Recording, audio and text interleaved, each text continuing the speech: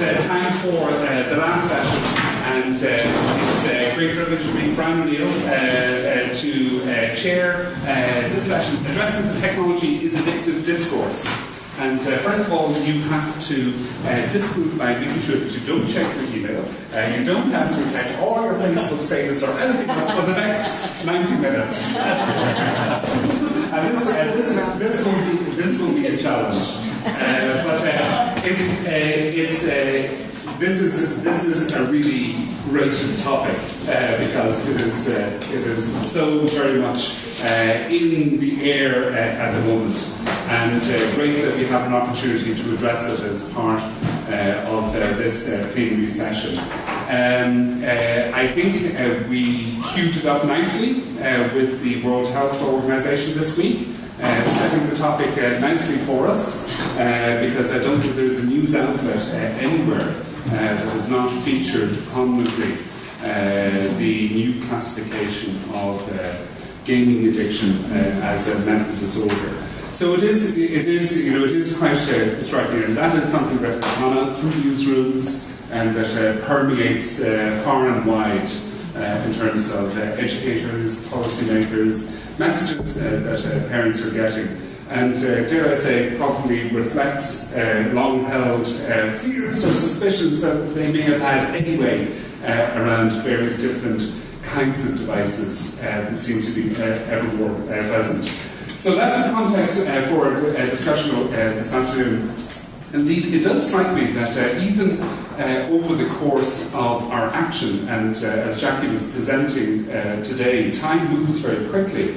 But it is interesting to follow that even over the couple of years, how public discourse has perhaps perceptibly changed in terms of public understanding and perception of the experiences of children and young people with technology and devices. So we are in the middle of something of a tech rash. There is a backlash, and what were the stars of the digital age have very quickly, and particularly in recent months, become much more darker, sinister forces. And it is yielding, and as you know, that part of my responsibility for the action is to try and bring our messages to policy stakeholders, and to try and bring the outputs of research and to ensure that they are well reflected and understood within policy debates. And we can't help but feel that that's actually more challenging now than it was when we actually started. So hence the importance of our campaign tomorrow that we're trying to develop. And it is very much with that in mind. So it is in that context. We've heard today from the research that Stefan is presenting, and indeed in reference in other presentations around parents, informal discussions, and their responses to the technology challenges that they face. And when they go turning and looking for guidance and advice, they're getting ever more messages around the stickiness of social media, the kind of disorders that may be brought about by too much time, sleep fatigue, diminishing school reports, all sorts of things. So anyway, we have a balance on phones in schools and all such matters, and this is now what permeates. So it makes for a challenging discussion. And with me, I'm delighted to have a terrific panel to help on the discussion today. And delighted to welcome back David, who presented at previous plenary sessions for our action. David Kliegman is, of course, Senior VP with Dublin, and looks at global trends in children's media and in terms of digital production aimed for children. I'm also delighted to say that David and I are co-members of the board, bringing the World Summit on Media for Children to Dublin in 2021, and that is, again, a further opportunity to see if we can promote a positive media message.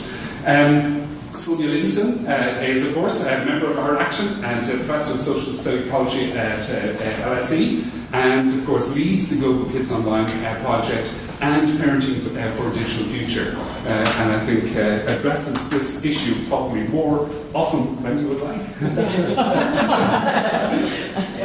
But important that we do so here today. And finally, also, my colleague on our Digital Citizenship Project on Council of Europe, Elizabeth Lobodoff, is a lawyer from California, but also a law professor now based in France, and digital parenting and e-safety consultant and expert. So each of our speakers will offer their thoughts and reflections on the debate. Technology is highly addictive. Please discuss. We'll give an opportunity to each of our panelists to discuss that, and we'll open up to what I'm sure will be a lively and stimulating discussion at the end. So, David, if I can hand over to you first. Thank you. I always feel when I speak to this group like the old Sesame Street song, one of these things is not like the others, because I'm not an academic by background. I'm not really even speaking on behalf of Dubbit today. Dubbit is a research and strategy company and a digital studio based in Leeds. I'm their US office and their head of global trends.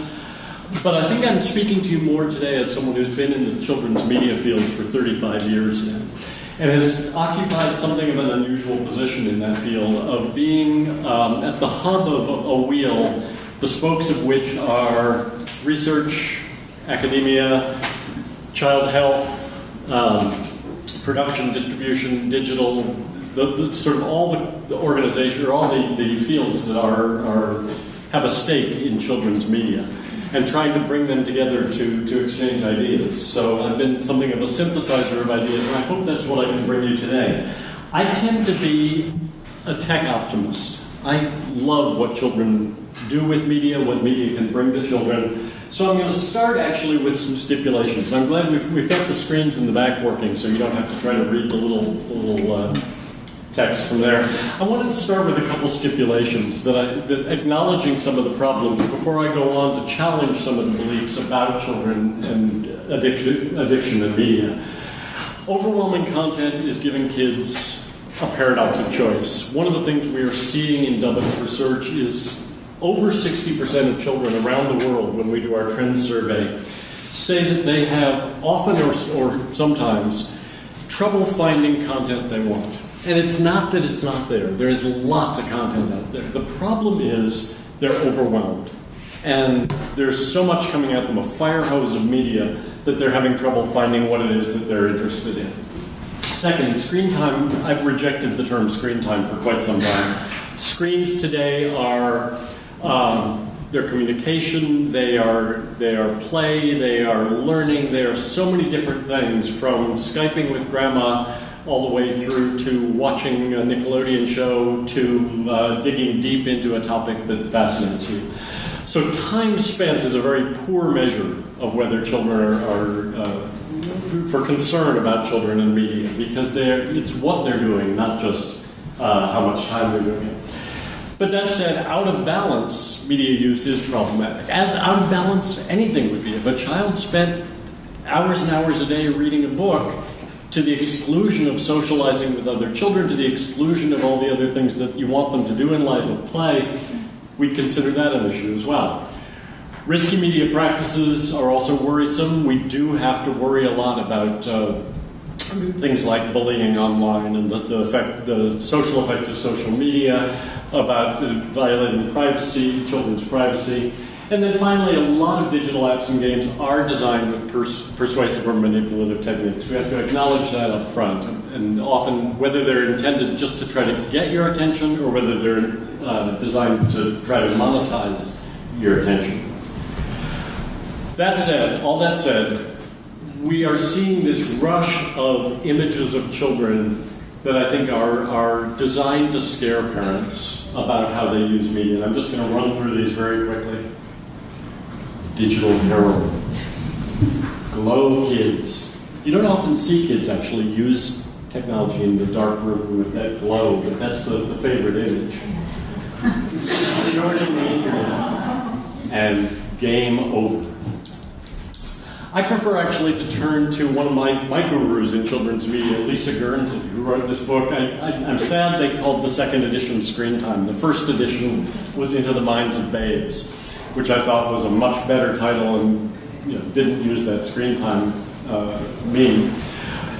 But Lisa outlines 3 C's of children's media: content, context, and the individual child. And I want to look at the addiction question in those 3 frames for a minute. Content. We take a look at this picture and we see a bunch of kids all focused in on their screens, and we might get worried about, do they actually talk to each other? Are they so focused in on the screen that they're not doing anything? That they're not able to socialize? Well, let's look at what they actually were doing. This was a shot of kids playing Pokemon Go together. And we've seen some great research done around Pokemon Go, including a man named Jason Yip at the University of Washington did what I think is the best study of all, that talked about how families, but also how groups of kids were out playing together. And often this was a way to socialize for kids who had difficulty socializing under other situations. Platform bias. I mentioned before, if a child spent all their time reading to the exclusion of other things. But if you look at these 2 images, we've tended often to kind of glorify the child who is so into books that they get under the sheets at night and turn on the flashlight and they can't put the book down. And yet, if we look at that image of a child in bed with a tablet, we start to get anxious. Perceived benefit of the platform. We are seeing both in trends around the world of how it's being used, but also in why kids are turning to Fortnite now. A lot of comparisons to the reasons why they used Minecraft before. It's a game that you can dip into or you can dive deep into. It's a game that you can play even at a young age, you can play it very simply, or you can really get very good at it. I did have a colleague who talked about Fortnite being the Hunger Games version of Minecraft, which I thought was a wonderful way of putting it. But we're concerned about Fortnite addiction. We've seen lots of articles in the last few weeks about Fortnite addiction and whether kids are the child who wet herself rather than take bathroom breaks from the game. Whereas the same parents, we were finding when we did a study around kids in Minecraft that parents were saying, I don't want to interrupt their Minecraft session because I can see that they're really doing something creative. So perceived benefit is a big consideration in whether we consider something problematic or not. Looking at context, why is the child screaming when they take away the tablet?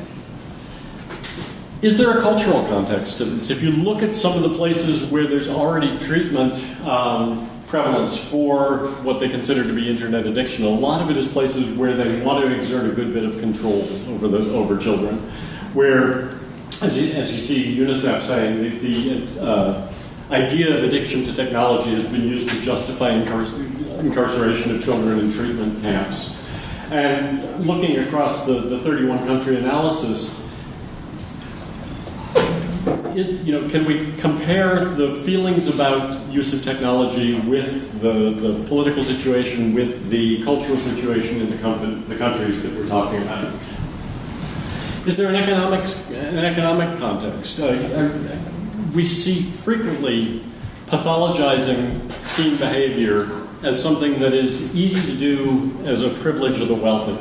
The headline down at the bottom, Kentucky parents reinvent school for everyone, or is it just their rich kids? A lot of the concern about children and technology began not that long ago, or intensified not that long ago, when you started seeing articles about Steve Jobs didn't let his children use technology at all, and the Silicon Valley families who send their kids to Waldorf schools where there's no technology at all. The quote on the right is somewhat problematic to me because we heard some talk related to this morning, but about the idea of the digital divide. In this case, they've created it as something between parents who restrict screen time or reject screen time and those who are being sold a bill of goods. I think that's a very problematic distinction. I think, but it does highlight that they're talking about it as an economic construct. And then finally, the social context. The chart on the right is something that we've been working with at Dubbit for a while that has to do with what we call fanatomy, and how if you take a story, a character, a brand, and you've got an audience for it that is either very deeply into it, but maybe a very narrow audience, or a very broad audience that just kind of touches on it, but doesn't really dive deeply into it. You can move that audience along in different ways. You can deepen their relationship with your content by offering them more opportunities to interact with it, or you can try to broaden your audience by using your deepest players, your super fans, to try to bring others into the tent. But I think the reason that I show this is because when we talk about addiction, when we have concerns about the amount of time, the amount of attention spent on media, you have to look across this spectrum about how someone is devoting themselves to or showing their fandom for a certain kind of content. And finally, the individual child. We have known for a very, very long time, going back to the 1960s and Wilbur Schramm, the idea that for some children, under some conditions, in his case some television is harmful, but we can now look at it as some media is harmful. For other children, under other conditions, it may be beneficial. So we can't take a sort of one-size-fits-all approach to this. It depends very much on the individual child, what they need, and what it is that they are doing with media. We can, though, look at parent behavior and see that there's this kind of vicious cycle going on here where parents' own use of media, which is something that we need to consider, is distracting them from the needs of their children. The children act out because the parents are distracted or not paying attention to them, which causes the parent to sort of retreat further into media, which leads to this cycle that you see here of parental stress levels sending them back to media, which only increases the stress with the child. We have a chicken and egg problem. We started out by talking about the new World Health Organization designation of gaming disorder. These are two quotes from the New York Times article about that. And they show that we have not settled the problem yet of whether the depression or anxiety is an effect of the gaming, or whether children turn to gaming, young people turn to gaming because of depression or anxiety that they are feeling. In the space of one article, they try to have it both ways. So if we're talking about addiction, are we actually doing what we are trying to avoid? Are we exploiting attention in order to curb attention exploitation? Let me show you what I mean by that. There's something of an addiction tautology. If we declare it to be addictive up front, addictive video games may change children's brains in the same way as drugs and alcohol. If we declare it to be addictive up front, if we ask children, do you feel like you're addicted to your device? Then we're leading them to give the answer that we want to get from them. And on the bottom right, the prevalence estimates for what they are calling internet addiction here go from 0 to 26%. So anywhere from nobody to a quarter of all children are suffering from excessive compulsive technology use. When you've got a hammer, everything looks like a nail. This is a quote from Nicholas Kardaras. He is about what he's seeing in trying to treat children who he sees as social media addicts or media addicts. Let's not forget the fact that he has a very strong financial incentive in diagnosing addiction in these kids, because he can get $50,000 to $75,000 a month from treating it. Are we really talking about the new normal here? In a Common Sense Media survey, about half and half of parents asked said they felt like their child was addicted to mobile devices. So again, we're leading them with the question, but just under half say they feel they are. And yet at the same time, 50% say they're not very concerned or not at all concerned about it. 31% more say they're somewhat concerned about it. But the concern is not as strong as the implication. Roughly 3/4 of Americans go online daily, and if you look at that chart, it's almost constantly is 26%, 43% is several times a day. I can look around this room and tell you that most of us are online constantly. So are we really when we talk about overuse, are we really talking about the way that we are all using it because of all the things that media brings to us these days? And then this is a slightly older quote on the right, or a set of statistics on the right, but the idea of finding it hard to stay away from the internet for several days at a time. Well, Yeah, I mean, I couldn't have gotten here from the airport without the internet at this point.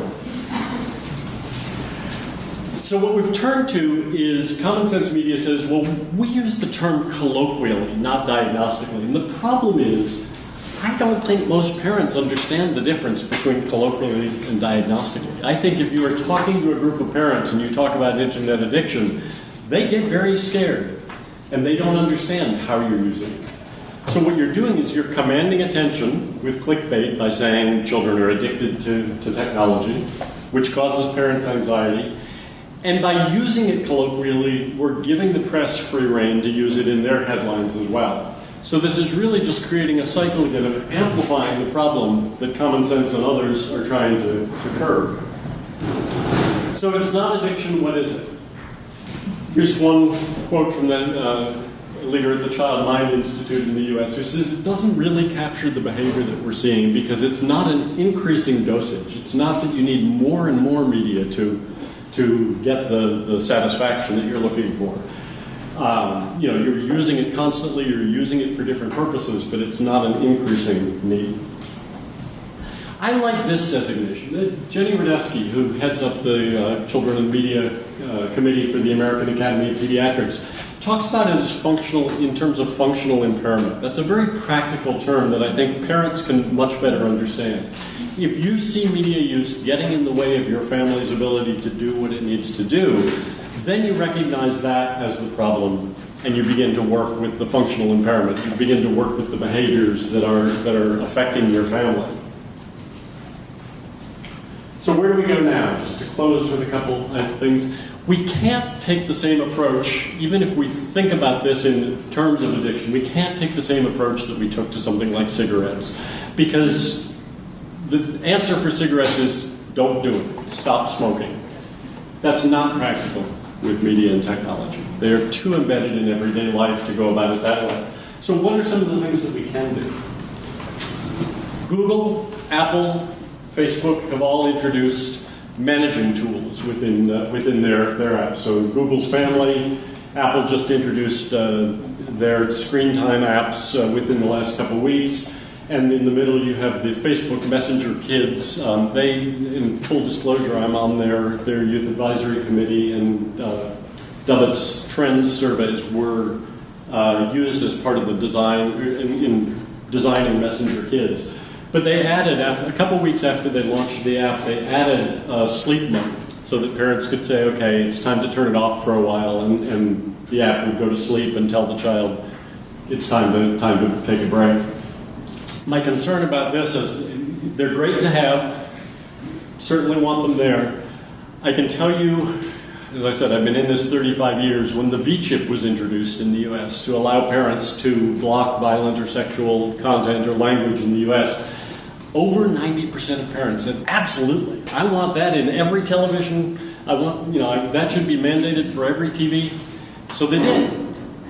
7% of parents actually activated it. So I'm concerned that building in the tools is not enough. This is something I'm just beginning to play with, actually, and I'm actually hoping to do a session on this at the Cinekid conference in October. We look at how young people use certain apps on social media. Instagram is the one that really kind of inspired me to thinking about this, where they're just scrolling through pictures and there's no stopping to really take things in. I'm intrigued by the idea of slow media. Can we design content? Can we design apps that, social settings that encourage reflection, that encourage kids to take time with something, to really take in what they're looking at? That's a creative challenge, not necessarily a legislative or policy one. Classic play. You're focusing on things that have intrinsic motivations for the children to play and that are open-ended, that are not kind of the clickbait, the kind of Skinnerian apps that we're seeing kids play with, where they're trying to get an external reward for what they're doing. But coming up with ways like the Toca Boca apps, you see their Toca Tea Party here, that are open-ended, that are more like toys than they are like games. Always have to throw in a Fred Rogers quote in every talk that I give. Ethical media design. There are two projects going on right now. There's the Disrupted Childhood out of the UK that just came out. Baroness Beaton-Kidron is speaking at the Children's Media Conference in 2 weeks in Sheffield. We'll be talking about this. But also, about 6 months ago in Finland, there was a Talkut, which is a gathering to work on a project all together around ethical media design for children. You can find their report online. I'm happy to give the URL to anyone who's interested in digging deeper. But they've come up with some very practical, this was a combination of academics and industry people all working together to try to come up with things that were actually doable in the real world to create ethical media design for children. Media literacy, I don't have to go into depth here. This is an audience that knows this very well. But we are not helping kids if we just apply clinical concepts to their behavior as opposed to teaching them effective use of the media that surrounds them. And that's it for me for now. Thank you very much. Thank you very much. Thanks indeed. Lots of stimulating ideas there. Please hold your thoughts because we'd like to take the discussion at the end. And we're conscious that we're presenting a lot of information here in relation to this. We know that you'll have responses to this, and we want to say that. We may offer a little opportunity for each table to discuss where technology addiction discourse plays out in your particular experience. But can I introduce now Sandra Livingston for the next contribution on this session. Just locked it. Yeah, I think it's probably just doing out there, isn't it? Want it over here? Or? I was just going to have it face. Yeah, no, that's cool. So I can start here.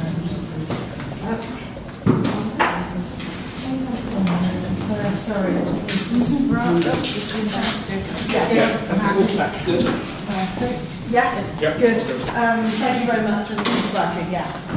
Good. So I saw David's slides yesterday, and that made my task a lot easier because I agree with everything he said, and I could throw out half of what I wanted to say so I could be a bit more focused. I thought...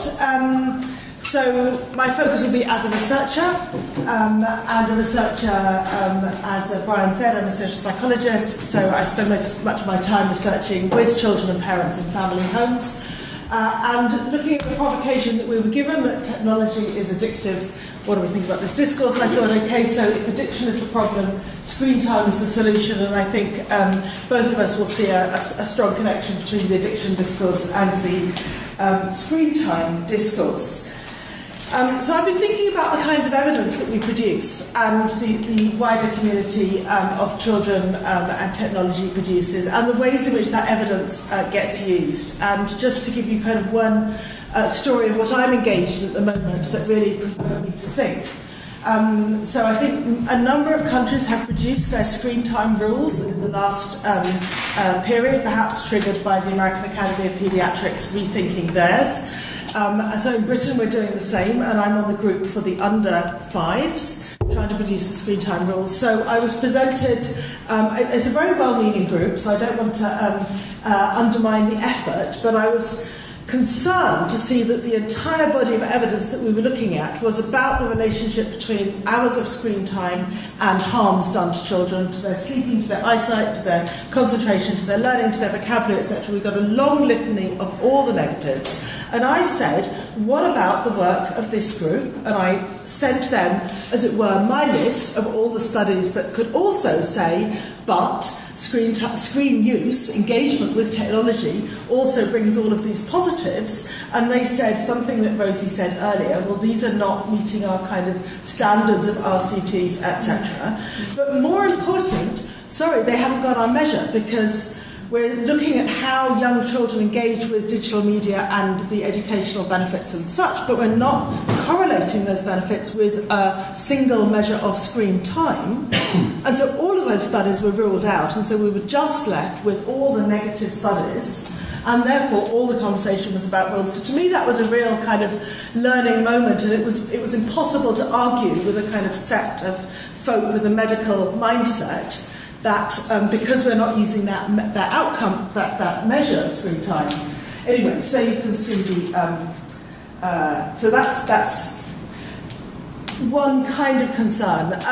Secondly, I just wanted to say something about, in response to Jenny Radetzky's proposal of functional impairment, and just to kind of reference the fact that the eKids online network, which many members are here in this room, has for the last 10 years been talking about excessive use and its adverse consequences, and measuring excessive use precisely as judged by the individual in whether they use it so much that it stops them sleeping or eating or talking to family or engaging with schoolwork. And if you could say there is a adverse cost elsewhere, then there is rationale for talking about excessive use. But addiction is a whole different ballgame.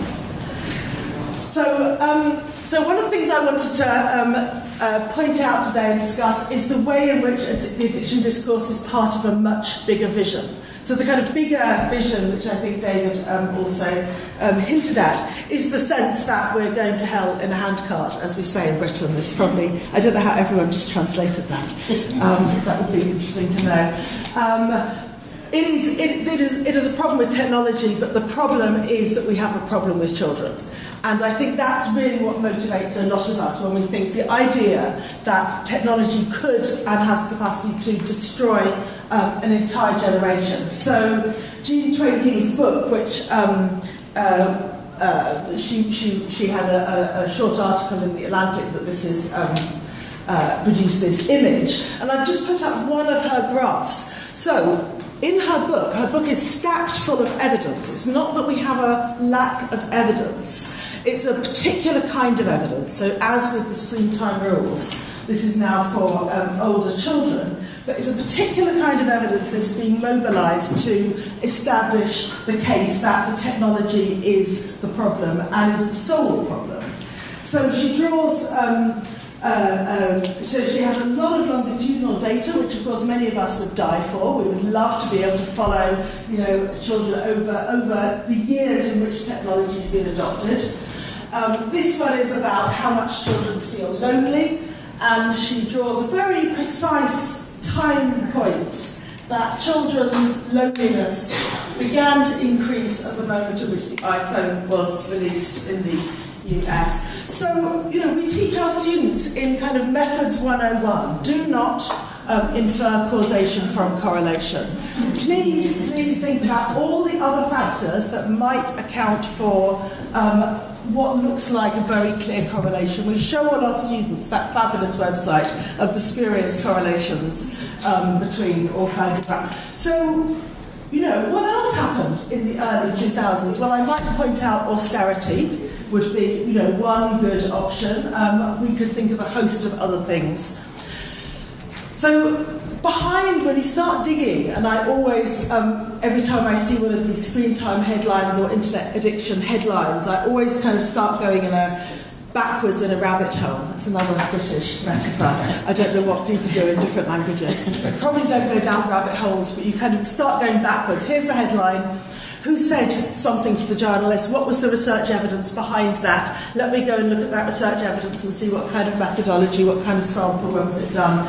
What was controlled for? Did they control for all the other things in those children's lives that might have accounted for an apparent correlation between the way in which they engage with technology and adverse consequences as measured? That's another thing I put to the screen time guidelines folk. Could they tell me in all of these studies correlating amount of screen time and adverse effects on sleep that they had controlled for all the other things that might be, as it were, both the cause of children's technology use and the cause of their sleep problems? No, they couldn't often tell me that. So there's something about the technology which is so salient that it seems to be providing, as it were, the answer to a whole set of other problems. And I don't say children's lives are problem-free, far from it. But there's a lot of problems to which technology is the kind of the most salient, most visible thing that seems to present itself as the answer. And why is that? It presents itself as the answer, of course, partly because it's the thing that wasn't there in the parents' childhood, in the teacher's childhood, in the policymaker's childhood, definitely not in the government minister's childhood, because that was a while ago. And it is there in the hands of the children that they're worrying about today.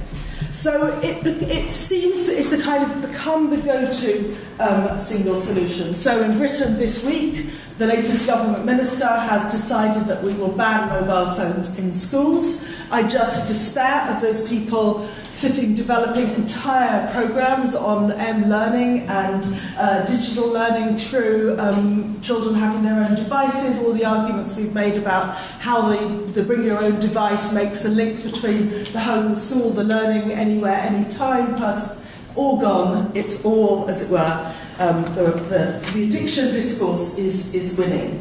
So we get a very kind of monolithic discourse, we get a kind of single cause postulated for the various correlations that may or may not be robustly observed, and we get a complete exclusion of any kind of consideration of the opportunities that technologies bring. And I don't want to sound like a kind of apologist for technologies, because I think there are risks.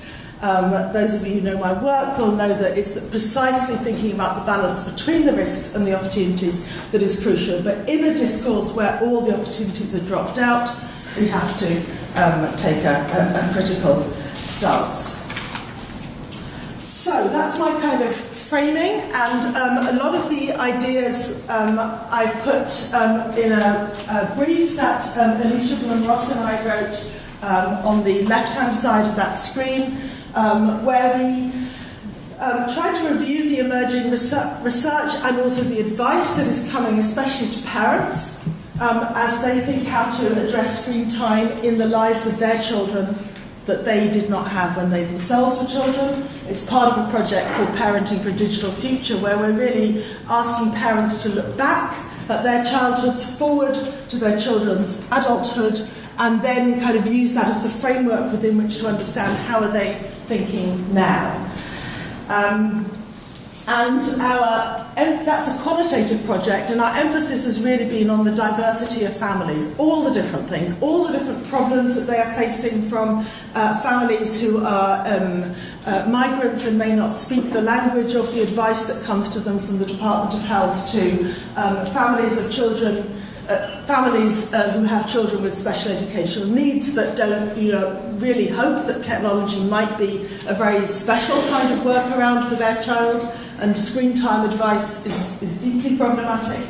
Trying to recognise the different kinds of contexts within which families are differently using technologies, because what you always get from that kind of screen time discourse is a sense that all families are the same, all kids are staring at screens, and that there's a kind of homogeneity in the whole language of lumping together children and parents. So that came out a couple of years ago, and from it we developed an infographic for parents, which I will show you at the end, because I hope it's going to be useful for the campaign that we're going to discuss tomorrow. But I thought in the next few minutes I'd just show you a few findings from a survey that we just did, Alicia and I, and that's the report on the right, when we surveyed a national sample of 2,000 British parents of children, in fact aged 0 to 17, but I'm trying to pull out the younger children findings for you. In which we try to kind of see, okay, so what is the parents' perspective? And I'm going to flash 5 sets of findings at you, which I'm very, very glad that David made sure that the other screens are functioning as well. So Alicia and I also have 3 C's, but they're content, context, and connection. So I think we're all probably arguing in the same kind of direction, but our work is funded by the MacArthur Foundation's Connected Learning Research Network, and the purpose of that network is to really understand what kinds of connections children make in their learning lives, and the ways in which digital technology might underpin those connections. And we're thinking of all kinds of connections, but especially those that support different kinds of learning, and especially those which cross sites. So from home to school, to non-formal learning centres, to online settings, because children make the connections across those different sites. Technologies can mediate those different kinds of connections, and what we think is the kind of missing link is that parents, especially parents of small children, are also taking the children to all the different parts of their lives. And very often we see in learning settings of all kinds that the parent is the person who is kind of at the door and might seem to be a bit troublesome, so don't let them come in too far. And the potential of parents to positively kind of harness the ways in which children learn in one place and could be supported in others is often missed. So that's the kind of framework within which we're thinking. And it was with that in mind that one of the first questions we wanted to ask parents was, what are the things that you do together, and where do digital technologies fit into what activities parents and children do together? And I think what for me is striking in the age when you think all children are doing is playing with their smartphones and tablets, is that watching television and films at home is the second most thing that families do together. It's not just the child all by themselves in front of that screen, and the sense that the child is always alone in front of the screen, as David said, in that kind of darkened room, is not the only way in which screens are used. Families are embedding technologies into their lives, and you can see of the different things. You know, sometimes when journalists interview me, you might think that kids and families never go to the park anymore, or never play a game, or never go swimming, because they're always all stared at their separate screens. And I just say, look, there's a lot of different things that families are doing together, and technologies are differently finding their ways into that. Just to point out as well that when we say screen time should be strictly limited, we should think about some of the positive activities that therefore get limited, like the ways in which families use screens to chat together or interact, or for up from the bottom, the way in which fathers especially play video games and computer games with their children. And if you say limit screen time, you might be limiting one of the things that fathers feel empowered that they can do with their children. We should just really think about what those consequences might be. Secondly, in the screen time debate, where is attention to the way in which parents are already using a range of different technologies to support their children's learning at home, and we have in other survey findings the ways in which they then take them to different kinds of informal and non-formal learning sites. Parents are not the digital immigrants that they used to be. Parents are also themselves often digital natives, and often skilled in the way in which they use technology. And they are finding all kinds of ways in which the technology can be part of their children's learning. I think the diversity there is striking. The fact that they're doing it, including children from 0 to 4, there's quite a lot of different kinds of activities.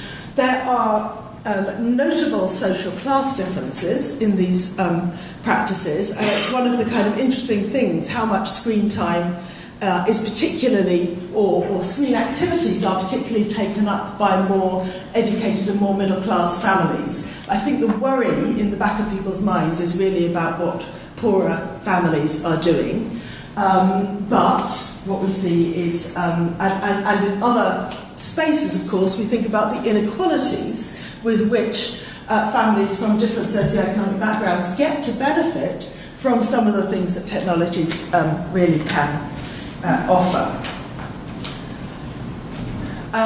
Parental mediation is a kind of an old favourite of many researchers of children and media. I think there's now there's a big strand of literature on parental mediation, which is all about how can parents more successfully restrict their children's screen media use so that the harms are reduced. And one of the things that we've worked really hard on in the eKids Online network and since in other spaces is to think about the enabling activities that parents can also do that will help their children become more digitally skilled, more digitally resilient, engage with a wider range of activities online. And what we showed in eKids Online is that it's the enabling activities that parents do, not the restrictive ones, the enabling ones that help children develop the skills, gain the opportunities, gain the benefits of a digital world which is hardly going to go away. So let's make sure they optimise it. So one of the things that Alicia and I have been very interested in interviewing parents is the kind of anxiety that parents are associating with the screen media. And in fact, at the moment we're trying to finish our book manuscript, and we begin the book with the moment of kind of arriving at the home, and the parents know we're going to ask them about digital technologies, and they just begin talking on the doorstep. We need to talk about these digital technologies and what we're doing with them, and the kind of anxiety about them. And an anxiety that is led by the kind of headlines that David just showed. So we wanted to know who's guiding parents, where do they get their advice from? And so we compared where they get their advice in relation to their child's digital media use with where they get it in general, or in relation to all the other challenges that they face as parents. And from this I take two key findings. One is that parents are doing a lot of figuring things out on their own. I mean, if we wanted to understand why parents are being talked about as an anxious group, it's because they are searching online or they're figuring it out from themselves. But for all the other sources of advice, they are more confident in getting more advice about their parenting for the traditional problems of parenting than they are for digital media. For digital media use, they can't ask their parents in the same way, they can't ask health professionals in the same way. Where are they going to turn for their advice? Even their friends. There isn't enough knowledge around for parents to feel adequately guided, and I think that's really part of the anxiety. And last, and other researchers have also shown this, I just thought to put up, we wanted to get a reality check. What kind of a conflict is screen time occasioning in the home? And people were telling us, okay, you're just obsessed with digital media, Sonia, but actually it's bedtime that's the real problem. It's what the kids eat that's the real problem. It's, it's money that's the real problem. So we asked parents which of all of these different things led to conflicts. And you can see that screen time is number 3. So it's not working. It stopped working? It just stopped. Oh. Did I press something? Is there the power one's there? Is that working now? Battery. Oh. I'm over time, so should I just... I could just stop. I don't know whether speaker. Oh yeah, I sound amplified at this end. I think it's just the last row, so the microphone is working. Ask Janice if she can hear. I can't see can you hear okay down the back? Janice, can you hear all right? We can hear. Yeah, okay. Yeah. Okay, good. All right. Then I'm going to be very... Okay, is that better now? All right, cool. So I just wanted to point out the contrast in this graph between screen time being a cause of anxiety and conflict in the home, but what children do on the internet, much less so. So if we could switch the discourse to context, content and connections, we would be causing much less conflict within the home. So this is my final slide just to sum up, because I think I'm now over time. So I think what I wanted to say by way of summary is the screen time addiction cause has become itself as it were, a force in the world. It's become a way in which parents express their worries about their child now and in the future. It's become a way in which parents judge themselves, and we heard a lot about this in our qualitative work, and they judge each other for their, and the metaphor is the metaphor of the police. Parents are always telling us how well they police their children. When policing became a good metaphor for parenting, I don't know, but I find it bizarre how much parents talk about policing screen time. We hear the same discourse from children. Children will tell me that they're addicted to the internet or they're addicted to their game. They too talk about their worries about their screen time. It's become a shared discourse. Why is any of that a problem? Because complex decisions about the ways in which individuals might use media in ways that could benefit them and sometimes cause problems gets reduced to a very simple rule in which parents are constantly being advised to look at the clock instead of look at their child and make a judgment about what their child is doing. And because everyone is so focused on getting the screen time message out, we're not answering the questions that parents do have about which are the good apps or what are the valuable resources or where could my child go online or what is working for them and what is a problem. And just to end on one quote, this is an interview that Alicia did when she was interviewing a parent and the child had got an app on their computer called Self-Control. So when the child walked into the room, the parent said to the child, "And have you got your self-control turned on?" It was just, how is that a good conversation? Oh, and here's the infographic. Just we maybe talk about this tomorrow, but this is really our attempt to say, okay, think about context, content, and connections. Think about how to direct children towards positive uses of screen time, as well as keep things in balance, and make known to parents what are better, constructive resources for them to turn to. Thank you very much.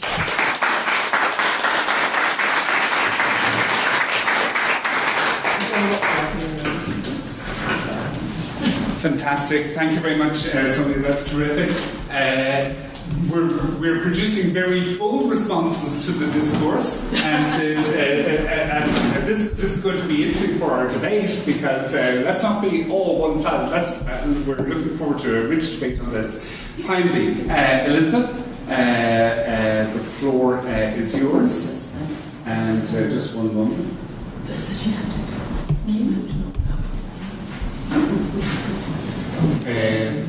It should be on the desktop there. Yeah. It's PowerPoint, it won't work. Have you got PowerPoint? Because mine doesn't like PowerPoint. So, which one do you want? Riga? Yeah, it's on the desktop. Riga final? Yeah. Never could enter final. It's doing the same thing, isn't it? So can I introduce Elizabeth Beloved, and also speaking to the technology is addictive discourse. Yeah, it won't work. Sorry, I've got to get it into Keynote. I'm really sorry. Okay, we're doing a quick translation into the other format. The idea also, just for discussion purposes, what you're hearing, and one of the just chatting beforehand, is that it is likely that you recognise many of the issues that we're talking about here, and that you broadly agree with the response to the discourse. And we are a particular community in this case, but to look at the wider environment, and as I say, how public debate has turned in so many different ways, and how it will be interesting to find out how the technology is addictive discourse plays out in different countries. Is there a uniformity around this, or is it playing out in different ways? Are there other ways of responding, and other ways in which we can make more effective responses and changing public conversations? Okay, are we all set? Yes. Very good. Over to you, Elizabeth. Okay. I didn't get a chance to look at their slides, and so it's really fun because I still ended up, we're all on the same page, even though we're coming at it from very different angles. But before I show you what I've done, because really I've taken everything that they've said and I'm bringing you the test case to show you what parents actually said, given this addictive discourse. But before I do that, one of the things I was taking notes as they were speaking, unfortunately they're on my computer, but now my computer is a PowerPoint, so bear with me. One of the things that they had said, David had mentioned, it was functional impairment. And I wanted to say for that, Sonia, she's just done herself a disservice because you showed your beautiful family's screen time brief, and they didn't talk about functional impairment, but they did something even better. They came up with the 5 questions that basically said if your child is having problems. And so it was, is your child sleeping enough? Are they eating well? Are they engaging with family and friends? This functional is the exact same, but they did it first. There you go. And the second thing that David had mentioned, and I thought it was brilliant, was that he showed the book, the kid under the cover reading his book, and the other one with the iPad. And for me, I had to cringe a little bit on that one, only because of the difference with melatonin and sleep and that screen for the sleep. I would much prefer that they sit there with the flashlight and ruin their eyesight because you're not supposed to read in the dark, right?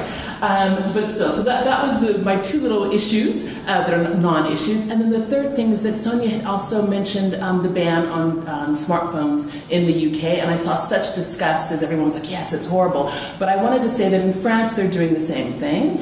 But there are still kids with iPads, and there's still the iPad technology that's in the classroom. And while they're talking about banning smartphones, they're not banning all cell phones, because sometimes children may be diabetics or they need to be able to speak with their parents, and so there are some issues going on. So it's not an all or nothing proposition. So I just want to make sure that everybody wasn't like, oh no, they've taken away all the good stuff, because they have and they haven't. Because here in France, one of the things that we see really regularly are the kids in the park on the break time on their phones. And they're not playing with each other. Perhaps the ban would have been just better to take it away before they went out on recess, but that's another story. So anyway, now, without further ado, I'm going to get into what I was doing, which was the test case. So another thing that Sonia had said, which just leads really nicely into something that I do when I speak with parents, and that's what I do. I go and I do workshops, and I'm always talking to the parents. And usually I ask parents to go onto Google and type, what is sex? And then they're like, what? And I say, listen, if you're giving a smartphone to your 6-year-old, 8-year-old who can read or write, they might, write this. And so then I have them look at the images, look at videos, and then they're horrified. And I always say, don't think about parental controls. You are the parental control. So I wanted to do something similar and have you go on your little smartphones, because you guys all have them. Your smartphones are your computers because they're open. And I just did this research, so I know what the answer is going to be. And if you go on and look, internet addiction, my child, just tell me what you see, whatever language you do. Internet addiction, my child, and see the results that pop up. Internet addiction, my child. First, if you're doing it in English, you're going to have 200 billion results in like 30 seconds. Okay, you're going to have a lot. If you click on the images, you're going to see all the same photos of the kids in front of the screens. And videos is not as helpful. But now, do something on the flip side. Put internet well-being, my child. The internet is not quite that smart. It was really fast in the back. Does anybody see a problem? Internet well-being as opposed to internet addiction? Yeah, knowing that it's for sure. It's written text. Yeah, it's written text, no pictures, and there's about 75% less. So there's more content out there talking about internet addiction than how to keep our children healthy and well-being online, which hopefully is something that you guys will change. So, without further ado, let's go and see some of those pictures that we were already talking about, which I said I think it's just fascinating that we were all on the same wavelength. So these are just some of the Shutterstock images that we see in the news, we see in blog posts, in campaigns. I've used them, I've seen them in articles, and they are influencing parents, obviously. Again, David had showed one with the kids playing Pokemon Go. Here the question is, what are they doing? Are the children, are these kids, they're teenagers, are they studying? Are they brainstorming? Are they searching for a restaurant? We have no idea, and yet we're always so quick to judge. I said, isn't it amazing that we're like right on the same wavelength, and we're all three different people, three different countries, and really the same things. And it's the same kid, yeah. It's a stock image. It couldn't have worked out any better. I'm so happy I didn't see these images beforehand, because I was like, they're going to think I copied them. But I did not. So it's the same kid, and what I really want you to remark is that images like these, they pull at the parents' emotions. Whether the parents are dealing with issues in their own home, and they're going, oh God, it's parent shaming, or whether they're watching it judgmental, saying, never in my house. It's pulling at their strings, and again, like I said, these types of images, they create a moral panic, where parents are just worried if they're doing it right, if they're doing it well. So, to throw things into the mix, I decided to do my own little survey. So this is what I said. I'm really the test case showing you what happens when you do what media has been doing to the parents all along. So you had asked me earlier, what are you doing? And I said, I'm going to show in a funny way how we did it all wrong. She's like, oh no. But anyway, you'll see. So the question that I asked, and I asked this to a group of about 5,000 parents, and the question was, do you worry that digital media may be addictive to children? Now, obviously, I've set them up, right? So you know what the answer is. It has to be yes or no. And I say, do we mean social media, websites, apps, offline games, podcasts, etc.? So you can imagine the response, right? And you set it up like that. And it really, but the thing that's ironic as well is that there are only 135 responses. I sent this out 5,000 people. Okay? For me, this also shows that parental engagement problem that I'm sure many of you have as educators, getting parents into the room for some of those talks and some of those discussions. I even threw in an Amazon gift certificate. I tried to pay them, bribe them to answer their survey, and it was still difficult. But out of the 135, you can see a whopping 96% say yes. So then you're thinking, okay, Elizabeth, but what else did you get for us? Enter the chocolate heroin debate, right? So if yes, how addictive do you believe digital media to be for our children? So 1 is like chocolate, 10 is like heroin. And I will say that I purposely used these types of phrases because this is what they're used to. This is what they know. When we sit there and we talk about the public perception, it's already out there as to how they're thinking about digital media. I could have said number 1 is reading a book, or number 10 is, the best thing that you ever do, because it's all about measuring the happiness, the dopamine increases that they're getting from playing. But chocolate and heroin are just kind of the things that work. So when you see 1 to 10, that's what I asked. And I even gave them a cute little thing showing that 1 is standard. It's the habitual use, which results in problematic behavior that is not life-threatening, but can be managed via a simple detox. And number 10 is excessive use that is dangerous to one's health and can have detrimental effects on one's life, including relationships, work, and academic achievement. It cannot be managed without professional help, which is really a true definition of addictions. And so you can imagine what they answered. There we go. Ecstasy. Ecstasy. They really believe that the iPhones, iPads, tablets, gaming, all that stuff, it's like ecstasy. And that's 40%. And when I sat there thinking about this, I was like, do you realize how bad ecstasy addiction is? I don't know how many of you know some of the resources, but I even wrote it down because I was amazed. So the effect of ecstasy wears off really fast, so the user has to increase the dose continuously to get high. 92% of those who take ecstasy also abuse other drugs, and that's just because when they're coming down, they need something else. Okay? This is what these parents are thinking, ecstasy. Okay, so the parents are trying to, the ecstasy addictors are trying to avoid the withdrawal, and that's why they keep searching for more things. I've never seen a child playing Fortnite and then saying, okay, I'll play Minecraft to take me off my high as I'm playing Minecraft. I just haven't seen that, but it doesn't mean it hasn't happened. So then I asked them this question. If you believe digital media to be addictive to any degree, what is important to you about determining their impact on children? And this was kind of a crazy open question because I just wanted to really get them to write something down. And what they said was very interesting. So one said, digital media is part of our lives. We have no choice but to accept it. How is this addiction going to affect their daily adult lives? Or by then it will be so part of their lives it won't be considered an addiction. I also have the ratings of what parents said what to what they rated, but I didn't find it to be as interesting as telling. Facts are important to me. Long-term studies before and after. Another parent, if in moderation, it can still impact their cognitive function and development. So here we are thinking parents, okay, they're just throwing out ecstasy, and yet they're still thinking about science and long-term effects and cognitive functions. Getting actual scientific facts so we can take it from there. Another parent, optimal use, how to develop good habits, good detox techniques that stick. It's important to me to have scientific data to back up the findings and to have doctors and teachers and other adults tell my children how dangerous it is. They don't believe me. My children don't believe me. I need some help. General apathy and lack of motivation, except for the aforementioned drug. As for whether it's 1 or 10 or anything in between, it all boils down to parents actually parenting or not.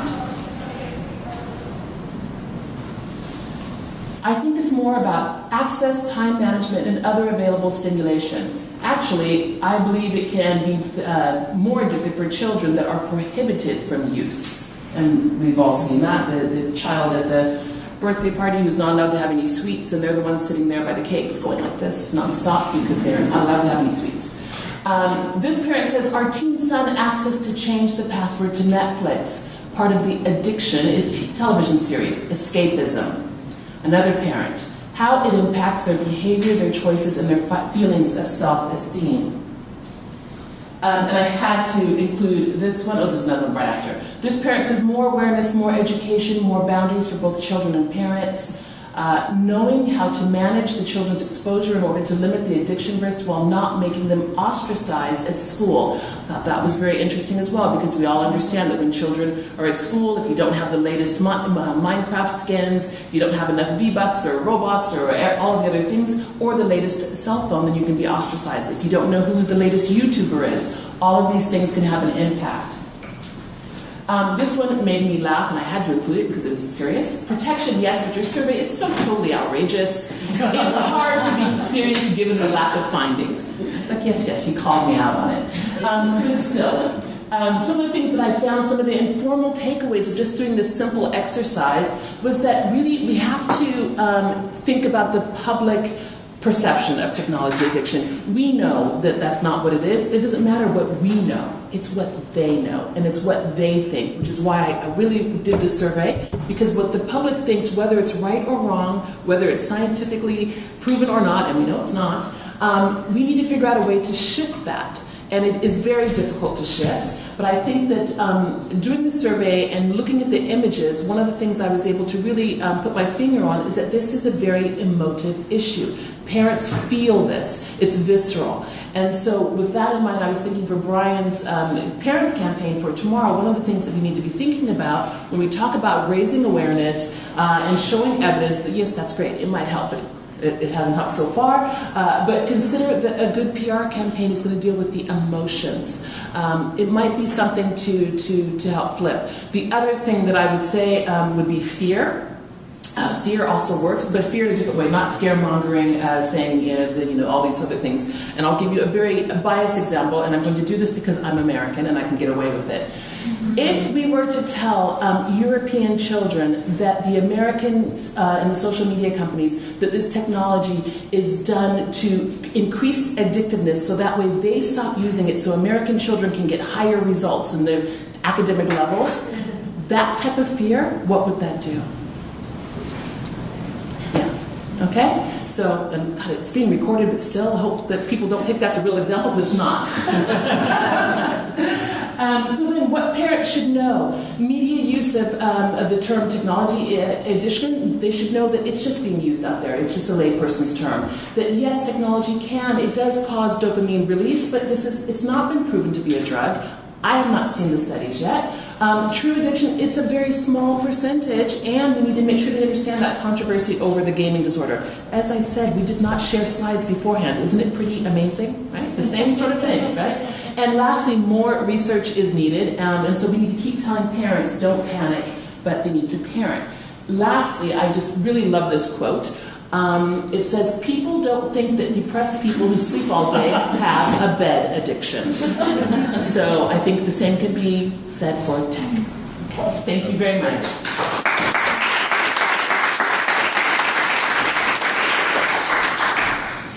Thanks, Elizabeth. Thanks, everyone on the panel. 3 really rich presentations, very comprehensive, very full responses, I'm sure you will agree, in terms of, even though, as Sonia said, the technology is addictive, discourse may be winning in a lot of contexts, we're able to field really a much more complex and a richer set of issues here. Now, really, it's to open it up for, we have 20 minutes to 5 o'clock to get your thoughts on this as an issue. First of all, you may want to just at your own tables, just reflect on what it is that you've heard, and is something that you have heard here today you feel effective within your own particular, within the debates that you're engaging with, your own particular country, your context, and so on. Is there something that you heard that you think you can bring back? Also, what further thoughts do you have in terms of being able to convey messages to try to counter what we've seen as a very reductive and very simplistic type of argument. So please, a few moments just to consider your responses to what you've heard, and then I really would like to open up for discussion and use the time available to us for further ideas that we can ask the panel to respond to as well. So, do I have any responses? So, really, just reflecting on what it is that you've heard. So, one of the questions we wondered is the term technology is addictive. Is the term addiction used in all languages? Is it widely prevalent in media representation? We don't know what the term may be, but does addiction more or less capture what is conveyed? I'm picking up that yes, it seems to be very familiar.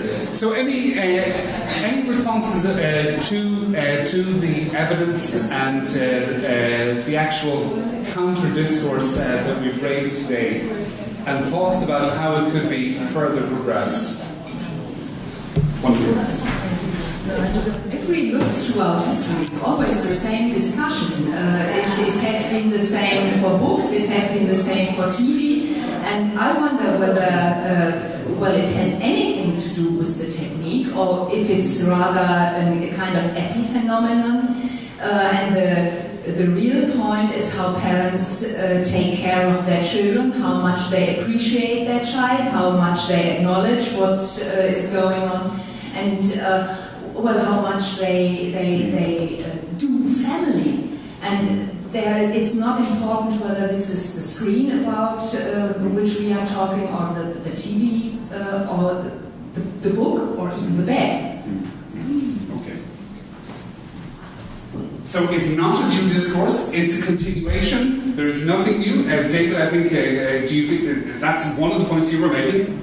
It is, and I think if you look at past moral panics, a lot of them have had to do with content, comic books, but I think there is a similarity in that parents, especially those who are not yet digital natives themselves, the older parents, they have anxiety around the idea that their kids are off exploring things that they don't quite understand, that they're getting access to information in ways that they don't oversee, that they don't control. Yep. And it just strikes me, we were talking about Pokemon Go, of course, they used to be cards. They were very addictive, those cards in the schoolyard. Yes, well, thanks for three very stimulating talks. And reflecting on your data, Sonia, I was a little bit, not surprised, but alarmed that less than 10%, I think, of the parents felt that going to early years educators is a good source of critiquing and reflecting on these issues. And I think educators are grappling with just the same issues that parents are. I don't think the discourse is any different there. I hear addiction said to me a lot from early years practitioners. As a sort of, anxiety fear, we don't want to use technology in the earlier settings because they have it outside and so on. But it strikes me that we've got an even bigger challenge perhaps, and whether you felt it in your research, that parents, the medical profession are the first people that they come across with. They have a baby, they have a health visitor. This is dominated by the medical discourses. Should we be doing something around work with health visitors and so on? Because they're often the first people families will engage with, so that we can counter some of these discourses. Any reflections? So that's the next piece I'm writing for, at least in the UK, for the National Health Visitors Journal. And it's, so someone asked me to do it, and I thought, yes, I've been wanting to talk to these people for so long. So, whether they, but absolutely, they are often putting out the kind of, because what they hear is parental anxiety, so what they want to give is simple guidance. And because the simple guidance doesn't fit the reality the parents are facing, so the parents become all the more anxious and begin to see the health visitors as also kind of in the role of the police, checking up. They gave the advice, they're not following it, now they're failing. And we had a lot of kind of internalised failure from parents. Yeah, I've thought about the early years educators and teachers when it gets older. I mean, so this is always a bit controversial with a lot of educators in the room, but one of the things that's very striking if you're kind of on the parent side of the research process is you see how parents are not really welcome over the threshold of the learning setting, and how contained and stressful is that moment when the child is handed over, and there's a sort of a chaos that the educators try to kind of tap down, and when the conversations happen, it's when there's a problem with the child, as the educator sees it or as the parent sees it. So, what those kind of better occasions could be, where there's more interaction, but the parent-teacher conference, whatever it's called, is often a very staged affair in which everyone is very anxious and efficiency is the name of the game. So I think, parents are not really turning there for advice, sadly.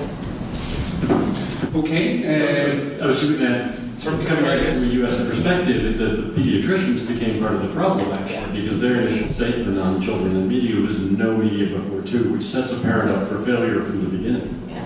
And it's still, the current advice is still not. It's still not, and not well based on research.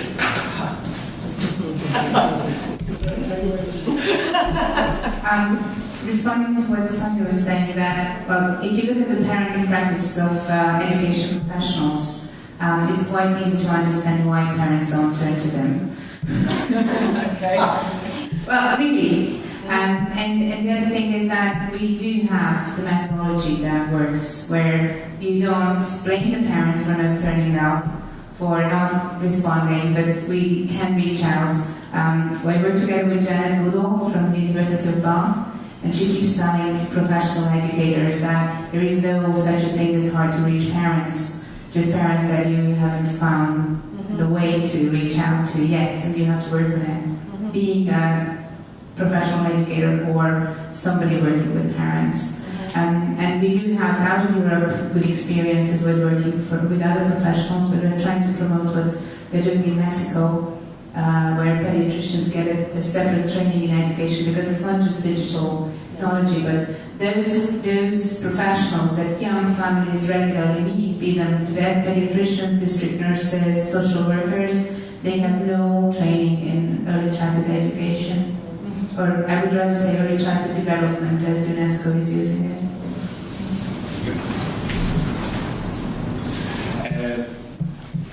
Thank you very much. Stefan? One point I wanted to underline, given the results we had in our study is the fact that adults themselves may have an issue with digital technology and may have difficulties to handle it and find it challenging. And children are not blind.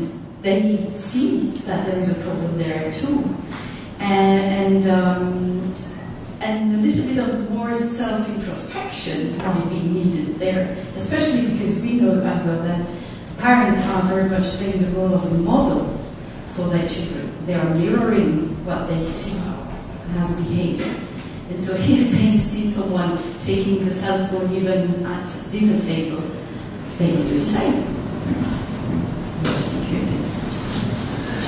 Elizabeth, is that something that comes up in your talks with parents and so on? They're looking to you for expert advice, for training, workshops? Yes, and in fact it's ironic because Jackie's, Stefan, was spot on with the fact that parents are also sometimes not the best at digital role model, digital parents themselves, and they do struggle. I was asked, I did some workshops at Accenture to help them, but even then it's just a one-off is not going to do it. Just like going to visit a health professional one time, it's not going to help. It has to be in our collective consciousness for everything that we do. It's like a diet.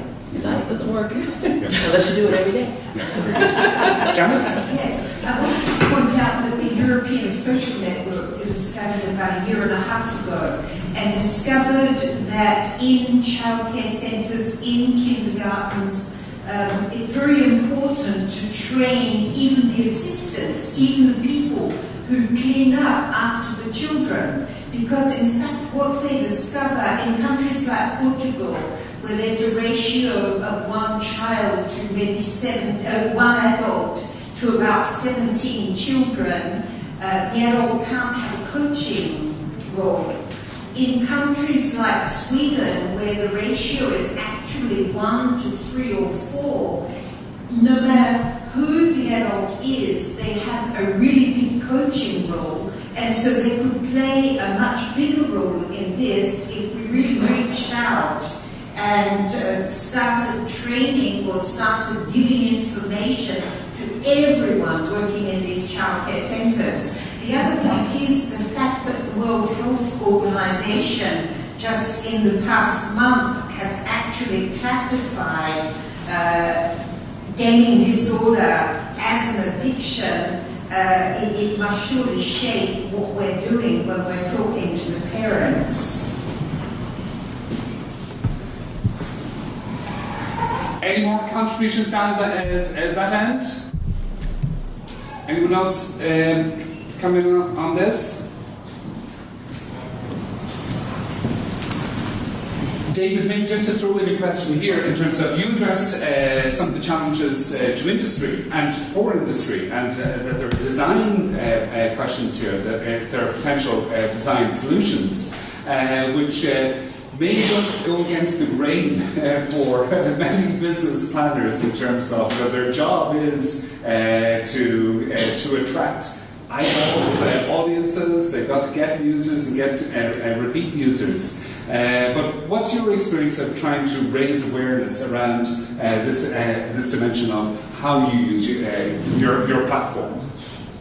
Well, I think we were talking about this a little bit before, that there are within all these companies people who are very interested, dedicated, committed to doing the right thing for children. But when you get into a massive company, sometimes that's not practical. At a higher level, above your pay grade, people have a very different idea about it. I mean, there was good industry representation at this Talkut in Finland, this gathering. So it was not just people from the outside saying, this is what you ought to be doing. I've been a fan for a long time of the Gina Davis Institute on Gender and Media, which has developed a very effective means of talking with industry about ways to make change that are feasible within their economic structure. So not going in and saying, you're doing this all wrong, you need to cast more women, you need to put more women behind the camera, but going in and asking questions like, so what would it take to write into a script, a group of people gather, 50% of them are women? So it's coming to them with practical information that almost puts them in the position of having to say, really? wouldn't take much. I could do that. I'd say the other problem, though, is there is not right now a sustainable economic model for children's media. You look at the app industry, you look at even the television industry to some extent. There is not a good non-exploitative, sustainable model right now. And that's part of the challenge. Yeah. I was going to say something different. Yeah. So I just wanted to come back to what I said about the reviews of screen time rules and why it is that medics and paediatricians and hard scientists review the field and just look at the harms associated with screen time, and urge everyone here somehow in writing publications to make a link to notions of screen time and to refer to those rules explicitly when saying, and here are some benefits, or here are ways that children are learning with technology, so that our work comes up in their searches. And so that they see that our work is part of that debate and is a counterbalance to it. Because at the moment it just looks like two separate discourses, and they don't even know there's a connection to be made. Very good. Any last thoughts from the floor?